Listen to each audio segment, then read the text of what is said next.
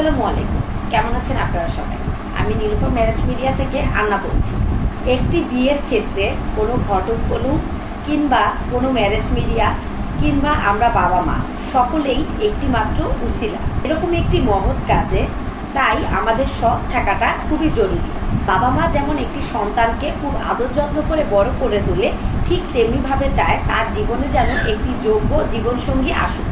এখন দেখা যাচ্ছে বিশ্ব উন্নয়নের ফলে মানুষ এখন ব্যস্ত হয়ে পড়েছে, কমেছে সময়।